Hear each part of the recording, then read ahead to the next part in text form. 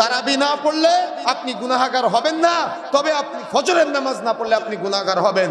মাহে রমজানের সাথে তারাবির কোনো সম্পর্ক নাই। অনেকে আছে এশার নামাজ পড়ে না, এরা তারাবির নামাজ পড়ে। ফরজ সালাতের পরে গুরুত্বপূর্ণ সালাত হলো কিয়ামুল লাইল। তারাবি এবং তাহাজ্জুদ আলাদা কোনো সালাত না। তারাবি এবং তাহাজ্জুদ একই সালাত। যদি প্রথম অংশে আদায় করে এটা হবে তারাবি, যদি শেষ অংশে আদায় করে এটা হবে তাহাজ্জুদ। তারাবি বা তাহাজ্জুদের সালাত আদায় করতে পারি তাহলে পিছনের সমস্ত গুনাহ থেকে আল্লাহ রাব্বুল আলামিন আমাকে আপনাকে মুক্ত করে দিবে। সুবহানাল্লাহ। মাহে রমজানে অনেকগুলো অফার পাওয়া যায়, যে অফারের মাধ্যমে আমরা আমাদের পিছনের গুনাহ থেকে মুক্ত হতে পারি। তার মধ্যে অন্যতম একটা অফার হলো রাসূলুল্লাহ সাল্লাল্লাহু আলাইহি ওয়াসাল্লাম বলছেন, মান কামা রমাদানা ঈমানাও ওয়া ইহতিসাবান গুফিরা লাহু মা তাকাদ্দামা মিন যামবি।